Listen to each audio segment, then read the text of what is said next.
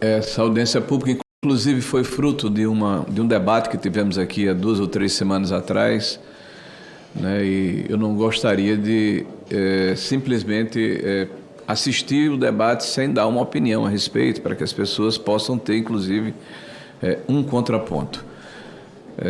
Saudando todos aqui, todos os presentes, em especial os nossos convidados, que estão aqui pessoalmente, os que estão virtualmente, a deputada Érica Hilton, o senhor Pastório, o Fernando de Holanda, o João Gabriel, né? E aqueles que aqui vieram. Me desculpa que eu tenho que tirar o óculos para ver.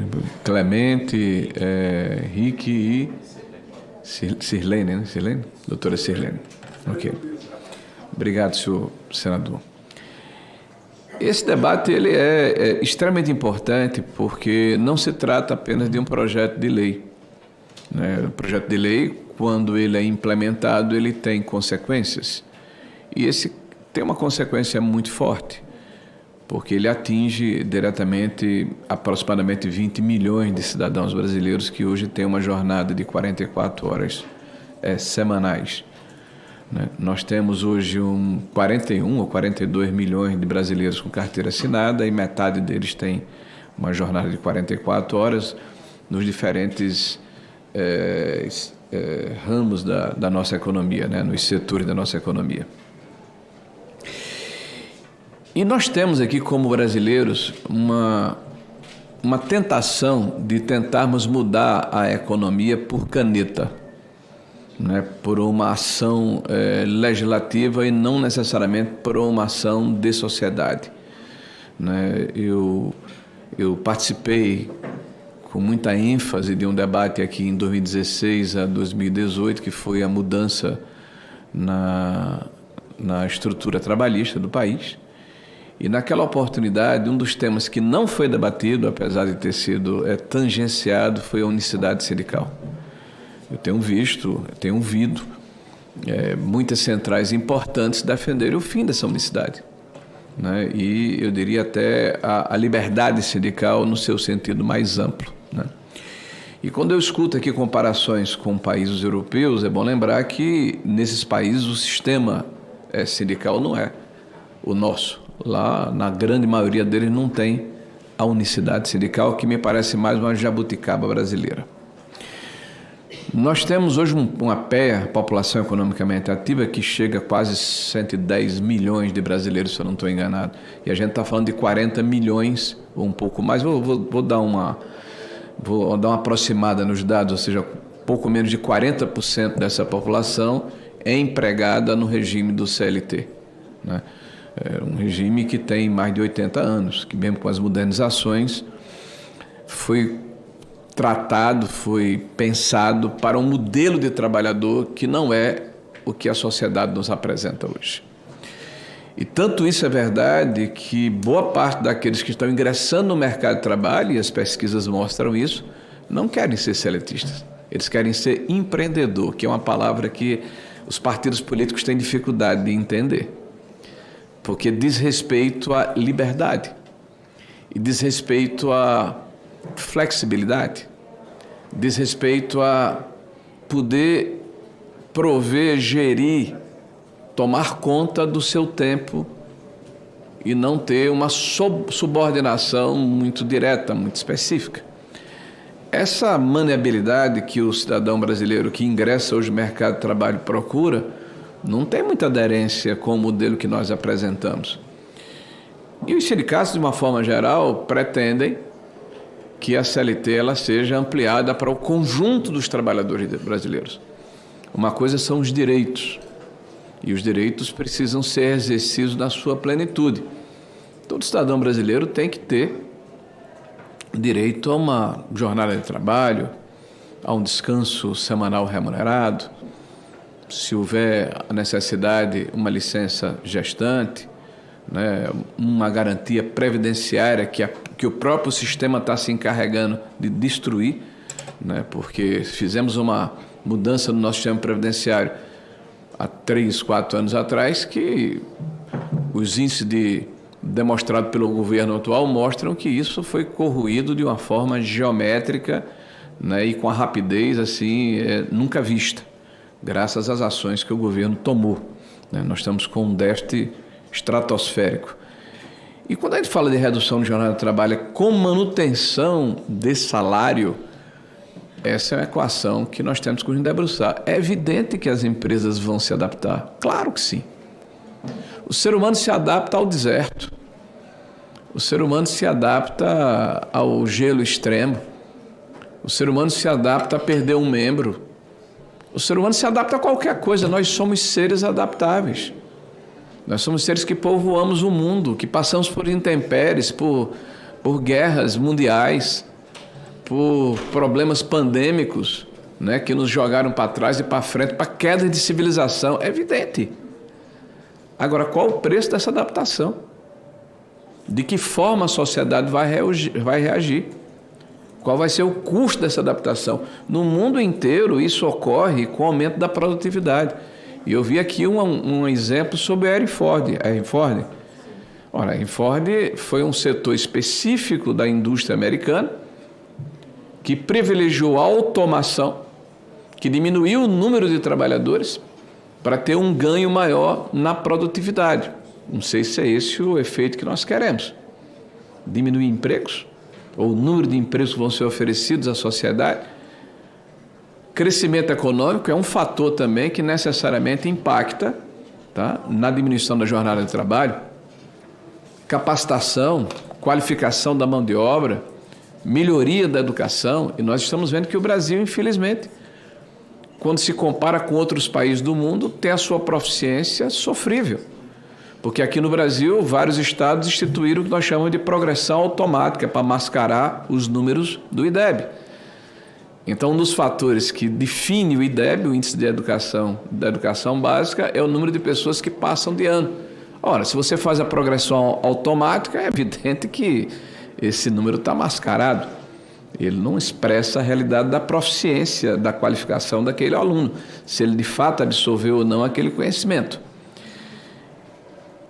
E vejam, nós temos no Brasil um elemento que aqui foi contextualizado, chamado livre negociação. O que existe no Brasil não é uma vedação para que haja uma jornada de 5x2 ou de 4x3. Não há vedação. Não há proibição expressa.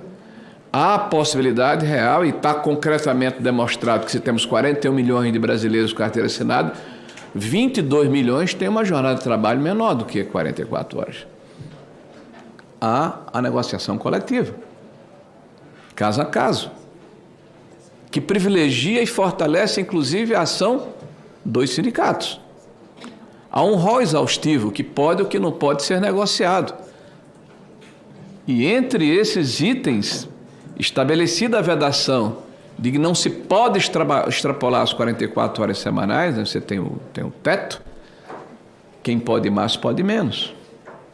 Então, o que nós estamos discutindo aqui é retirar esse teto, baixar esse sarrafo e colocarmos uma espécie de moldura ou de forma na economia brasileira e que a indústria e a economia se adaptem a isso, porque, historicamente, nós tivemos exemplo de que isso ocorreu no passado recente, como 88.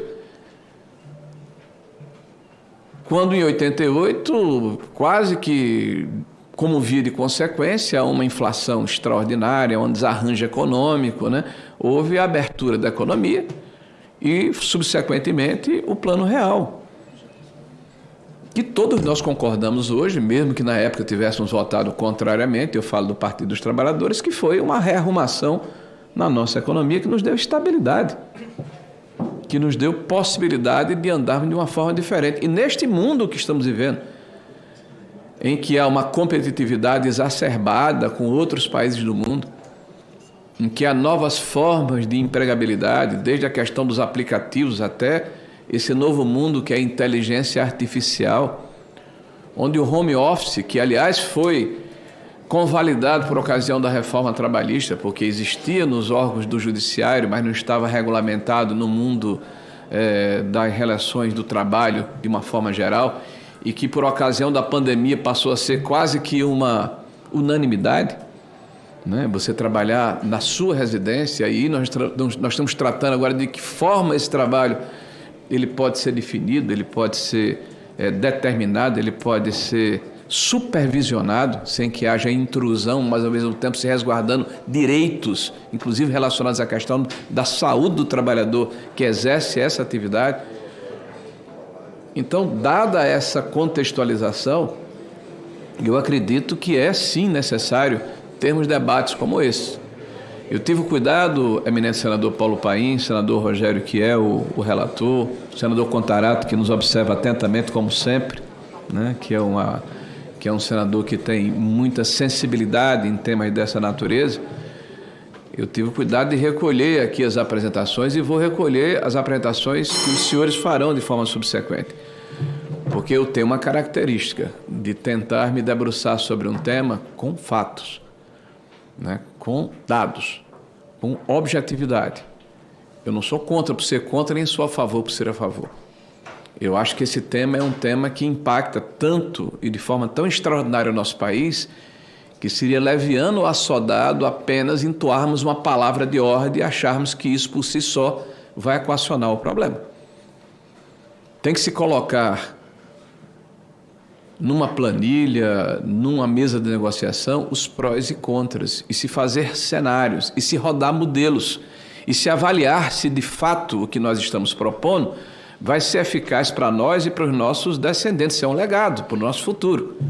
Então não estou aqui, eminente senador Paulo Paim, fechando portas, mas estou fazendo a minha parte de proferir um alerta, de que existem exemplos, como foi proferido pelo senhor Clemente e pelos que me antecederam, em vários lugares do mundo, para o bem e para o mal. E que existem fatores que têm que ser observados, até porque a conjuntura econômica que nós passamos hoje, se por um lado o governo comemora uma melhoria no mercado de trabalho, por outro lado nós temos a maior taxa de juros do mundo, perdemos para a Turquia, e é o mesmo governo.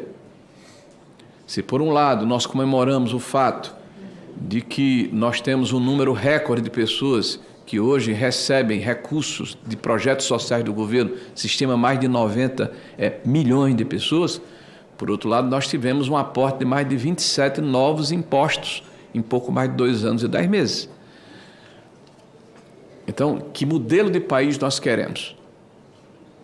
De que forma nós vamos trabalhar para que no futuro os nossos filhos, e eu tenho 4 filhos, né, vão se inserir nesse mercado de trabalho e vão ter a tranquilidade, a capacidade e a condição de proverem as suas famílias e imaginarem um futuro para elas. Então eu tenho muito receio de palavras de ordem, mas eu tenho assim um respeito muito grande a dados, a números e a comparações empíricas, em função não apenas da realidade de outros países, mas sobretudo da realidade do nosso país. Mas é evidente que nós podemos trazer essas experiências para cotejar com o nosso. Então, agradeço a oportunidade, peço vênia aos palestrantes por ter interferido um pouco aqui na ordem dos trabalhos, mas como expliquei ao senador Paulo Paim, eu pertenço aqui a 8 comissões diferentes e está havendo uma votação e uma discussão na segurança pública. Desejo boa sorte e vou participar efetivamente desse debate. Agradeço.